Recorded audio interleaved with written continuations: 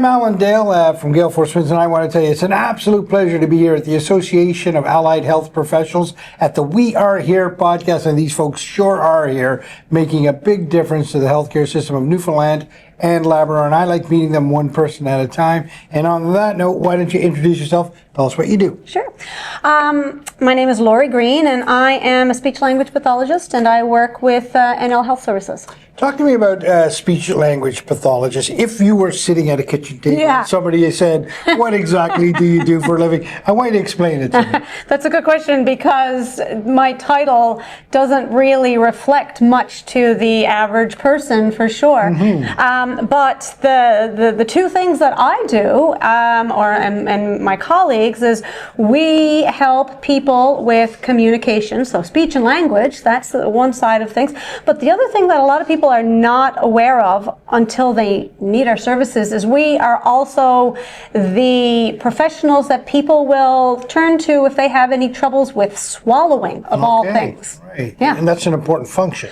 Well, it's something that we do a few times a day, hey? That's right, exactly. Yeah. No, so and in fact, that is probably one of the, depending on where you work in, I guess, the profession and across the lifespan and whatnot, it can be like the majority of what you do is working with people who are having difficulty swallowing. What was your pathway to this? Was this always something that you said, I want to do this for a living? No. How did that turn out? Not at all. I tell you, when I guess my pathway was I loved languages, and when I was in university, I wanted to follow that. I wanted to learn French and linguistics, and then somebody said, gosh, you should become a speech-language pathologist. And I said, a speech-language pathologist, what is that? And so I said, no, I'm not doing that. But then I started working with little kids at a daycare center one time, and then I said, okay, well, wow, I really love languages, and I really love little kids. Maybe I will do this whole thing that they said, speech-language pathology. However, then I got into the field, and I said, well, the one thing I'm not going to be doing is I'm not going to be working with adults, because I really love kids. And guess where I work? I work with adults. Talk to me about your professional journey. What are the types of things that you've done? Well, I joke and I tell people I'm like Johnny Cash. I've been everywhere. I've worked across the whole span of the profession, and here with Eastern Health, I've worked at all sites in the metro area. So I've worked with children in pediatrics at the Janeway. I've worked at the Health Science Center in acute care. I've worked at the long-term care facilities, and where I've kind of landed and I feel like I have found my role and my niche and my footing is with rehab at the Miller Center. Okay. So, and I work in outpatients right now, so I guess I'm kind of the community contact for speech-language pathology for the I'd like you to sort of reflect back on your breadth of experience and your time in the field, and look at the healthcare system right now. What are some of the challenges we're facing right now? Well, yeah, we all know that we certainly do have challenges, and I guess the one that is highlighted for me because of where I work is that our population is aging.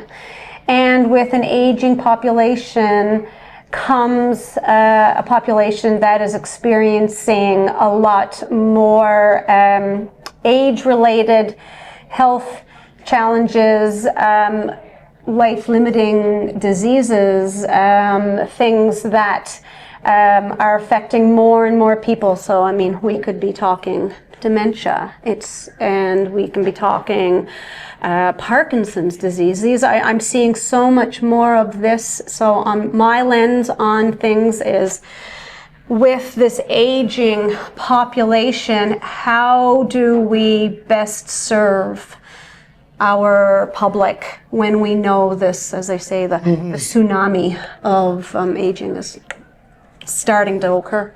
So staying on that theme, and I know you and your colleagues throughout the allied health professionals, you're solution providers. You provide, that pathway where most can't see it. You're brought in there to do that. Where do you see the opportunities right now in the healthcare system?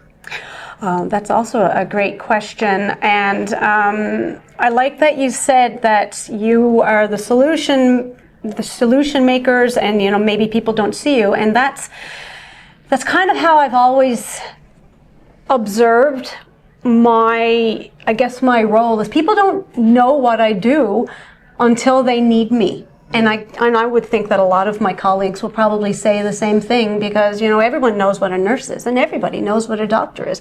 But until somebody has had that difficulty with swallowing because now they have Parkinson's disease, or because their loved one has dementia and they don't know how to communicate with them, they may not have realized the benefit that a speech-language pathologist can provide to their loved one and to them. So how do I see solutions to this is I want the public to know what I can do. Mm-hmm. I want the public to be aware of who I am and what I am and my colleagues, so that when they need us, they know where to go to get us. Yeah, and that's great. I mean, the communication of your skill set and a better understanding is certainly a great place to start, and not that complicated to do. Just takes a little effort to explain to people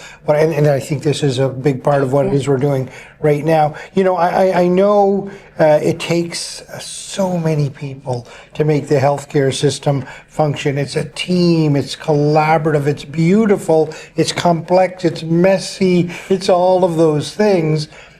A lot of those people are meeting in this room right now, right? Talk to me about the importance of this conference and that collaboration and the sharing of ideas. It's been a really great experience so far, and we are so many different disciplines and professionals that are under this one umbrella union of allied health professionals, but what I'm seeing amongst this diversity is the commonalities that, we got into these professions because we are carers, we are helpers, and at our core, that is what we went into these areas to do. And so coming together from our different backgrounds with these core commonalities, it's really great. I'm hearing lots of different pops of ideas that can really resonate amongst everybody, and I'm hopeful. I'm hopeful that with working together, we are going to make a difference in letting the public, letting the government, letting the people in our province know who we are and where we are. And on that note of letting people know, if you had the ability to sit in front of the decision makers, the policy makers right now, what would be that one thing you would tell them that they should know about this group of people? We're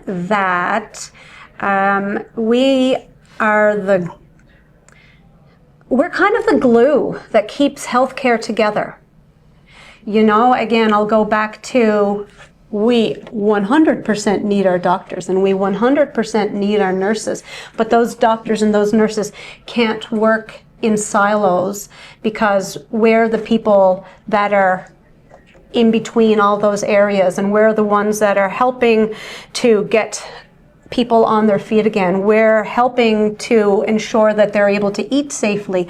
We're the ones that are helping to get them safely from Labrador down to the Health Science Center. And while we need the doctors and we need the nurses, us as those professions at the periphery, but also within the center, are a huge piece to that.